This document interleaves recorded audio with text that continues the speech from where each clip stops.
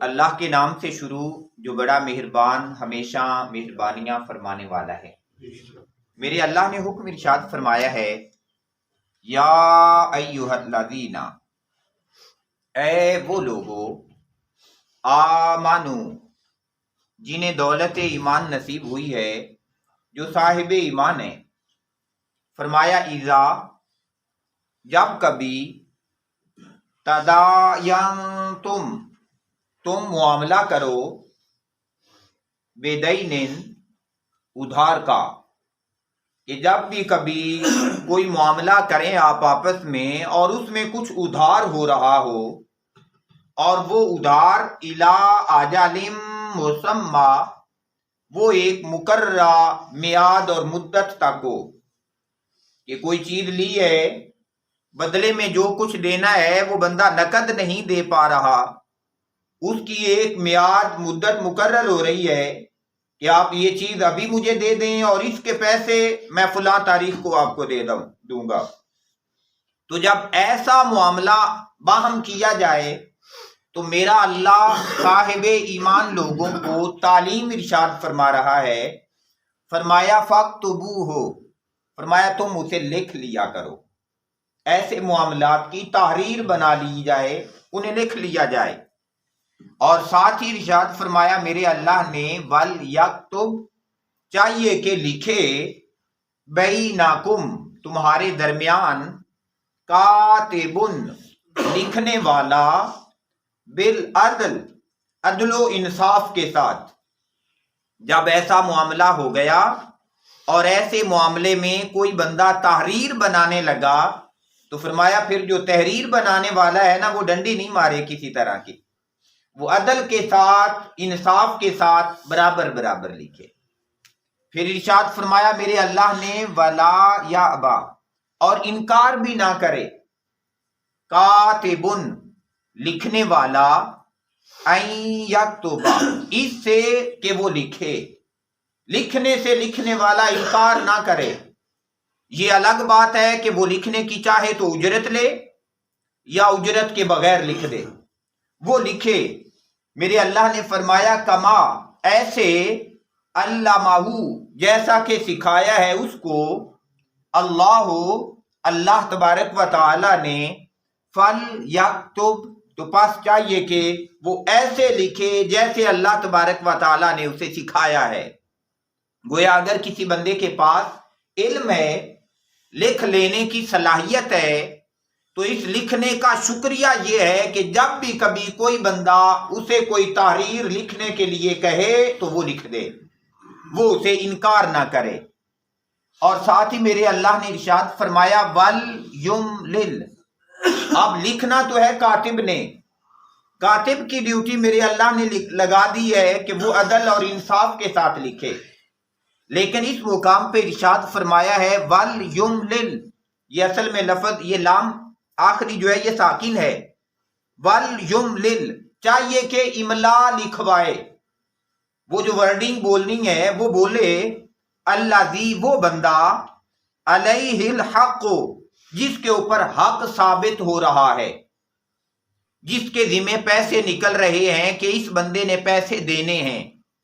ایک بندہ مکان کرائے پہ دے رہا ہے اور دوسرے بندے نے ہر مہینے اسے کرایہ دینا ہے۔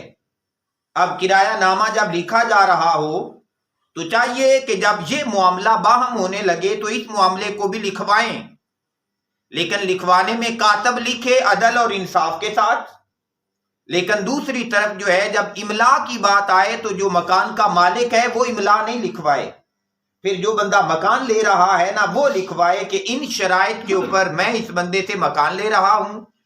اور یہ مکان جو ہے میں نے اس میں رہنا ہے اور اس کے بدلے میں اتنی پیمنٹ ہر مہینے میں نے اس بندے کو دیا کرنی ہے۔ اسی طریقے سے اگر کسی بندے نے کوئی سامان خریدا ہے، کوئی چیز خریدی ہے، تو جس نے خریدی ہے، جس نے پیسے واپس دینے ہیں، وہ بندہ جو ہے میرے اللہ نے ارشاد فرمایا وہ املا لکھوائے کہ میرے ذمہ یہ کچھ لازم ہے۔ ساتھ ارشاد فرمایا وَلْيَتَّقِ اللَّهَ، اور وہ اللہ سے ڈرے بھی، اللہ سے ڈرے بھی، جس کا سامان ہے، جو بیچ رہا ہے، جو کاتب ہے، جو تحریر بنا رہا ہے، وہ بھی اللہ سے ڈرے، زیادتی نہیں کرے۔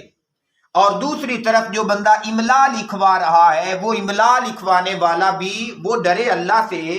ربہ، وہ اللہ جو اس کا رب ہے، ولا یبخس، اور کمی نہ کرے، من ہو اس میں، شیعہ، کچھ بھی، یعنی جن باتوں اور جن شرائط پر ان کا معاہدہ طے ہوا ہے، فرمایا اسی کے مطابق وہ لکھوائے بھی، اور لکھنے والا بندہ اسی کے مطابق لکھے بھی۔ اور جب اس انداز کے ساتھ صاحب ایمان لوگ جو ہیں وہ اللہ تعالیٰ کی دی ہوئی اس تعلیم کے مطابق لین دین کے معاملات کریں گے اور لین دین کے معاملات کو پھر اس انداز کے ساتھ لکھ لیں گے، تو وکلاء بھی تشریف فرمائے یہ جانتے ہیں کہ اگر لین دین میں ان قواعد و ضوابط کا خیال کیا جائے تو بندہ بڑے جھگڑوں سے بچ جاتا ہے۔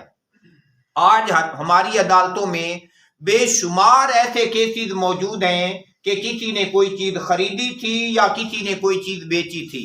کسی بندے نے کسی سے کچھ ادھار لیا تھا لیکن اس کا نہ کوئی گواہ موجود ہے نہ اس کی کوئی تحریر موجود ہے، جس نے لیا تھا وہ سرے سے انکار کر رہا ہے کہ میں نے اسے کچھ لیا ہی نہیں ہے، اور جس نے دیا تھا وہ دعویٰ کرتا ہے کہ جی میں نے اسے فلاں چیز بیچی تھی، میں نے اسے فلاں چیز دی تھی، یا میں نے اس کے پاس فلاں چیز رکھوائی تھی، لیکن کیونکہ اللہ کے حکم کے مطابق تحریر نہ بنوائی گئی جس کی وجہ سے معاملات بہت زیادہ خراب ہو گئے،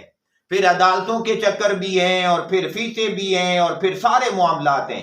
اور اگر ان تمام جھنجھٹوں سے بندہ بچنا چاہتا ہے تو پھر کتنا خوبصورت حکم میرے اللہ نے دے دیا ہے کہ جب آپ ایسا ادھار کا معاملہ کرنے لگیں تو پھر آپ اسے لکھ لیا کریں۔ لیکن ایک ہے لین دین کے معاملے میں ادھار کرنا اور ایک دوسری طرف ہے کسی سے قرض لے لینا۔ جب کسی بندے نے ادھار کا معاملہ کیا ہے اور اس کی ایک مدت معین ہو گئی ہے، حالانکہ پیسے اسی بندے کے ہیں جس نے چیز بیچی ہے، لیکن مدت معین ہو جانے کے پر وہ بندہ مطالبہ نہیں کر سکتا کہ مجھے آپ ابھی دے دیں۔ وہ جب مدت پوری ہوگی، یعنی مثال کے طور پہ کوئی چیز ابھی جس کا معاملہ ہوا ہے اور مقرر کیا گیا ہے کہ اپریل میں اس کے پیسے دینے ہیں، تو اپریل کے آنے سے پہلے بندہ مطالبہ نہیں کر سکتا کہ جی میرے پیسے نکالیں، حالانکہ پیسے اسی بندے کے ہیں۔ لیکن اگر کسی بندے نے قرض دیا ہے اور قرض دیا ہے، چاہے اس نے کہا تھا کہ تب تک دے دوں گا، لیکن اگر جس نے قرض دیا تھا اسے ضرورت پڑ گئی ہے تو وہ بندے سے مطالبہ کر سکتا ہے کہ بھائی جی میرے قرض کے پیسے سے مجھے واپس کریں، مجھے ضرورت ہے، قرض پہ مطالبہ کیا جا سکتا ہے۔ لیکن یہ جو دین ہے نا معاملے کی صورت میں، ادھار کی صورت میں، اس میں جو مدت معین کر دی گئی ہے اس سے پہلے مطالبہ نہیں ہے، تو گویا بندے کے لیے فراخی ہے۔ یہ الگ بات ہے کہ اگر کسی بندے نے کسی سے کچھ لینا بھی تھا، اسے ضرورت بھی ہو گئی، اس نے اپنی ضرورت کو پیچھے رکھا، اگلے بندے کو رخصت دے دی ہے، تو یہ زیادہ اجر اور ثواب والا کام ہے۔ اس مقام پہ میرے اللہ نے حکم ارشاد فرمایا ہے فَإِن كَانَ، پس اگر ہو، الذی، وہ شخص، وہ فریق، علیہ الحق، جس پر حق لازم ہو رہا ہے، جس پر حق لازم ہو رہا ہے، فرمایا سفیہن، وہ ناتواں ہو، عقل سے ہی آ رہی ہے، اسے شعور نہیں ہے، بے وقوف، پاگل یا دیوانہ ہے۔ تو بات ہو رہی تھی کہ جب باہم معاہدہ لکھوانے کی بات آئے تو املا کم از کم وہ کروائے جس کے ذمہ حق لازم آ رہا ہے۔ اگر مالک مکان اور کرایہ دار ہے تو معاہدہ کی جو عبارت ہے وہ کرایہ دار لکھوائے۔ اگر ایک قرض دینے والا ہے دوسرا قرض لینے والا ہے تو قرض لینے والا جو ہے وہ عبارت لکھوائے۔ اسی طریقے سے اگر کوئی بیع اور تجارت ہوئی ہے، کسی نے کوئی چیز خریدی ہے لیکن کچھ پیسے ابھی بعد میں دینے ہیں، تو جو پیسے جتنے بعد میں دینے ہیں وہ املا لکھوائے۔ تو یہاں پہ بات آ گئی ہے کہ اگر وہ شخص جس کے ذمہ حق لازم ہو رہا ہے وہ ناتواں ہے، پاگل ہے، دیوانہ ہے، یا فرمایا او ضعیفن، یا وہ کمزور ہے کہ بچہ ہے، یا بہت زیادہ بوڑھا ہو گیا ہے، عمر زیادہ ہو گئی ہوئی ہے تو ضعیف ہو گیا ہوا ہے۔ پھر تیسری صورت فرمائی او لا یستطیع، یا وہ طاقت ہی نہیں رکھتا این یملا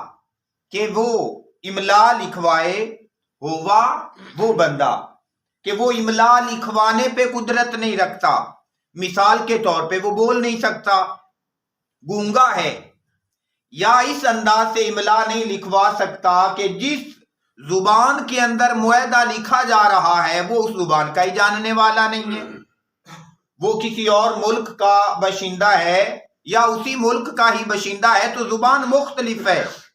وہ ورڈنگ بول نہیں سکتا۔ تو پھر ارشاد فرمایا میرے اللہ نے فل یم لل پس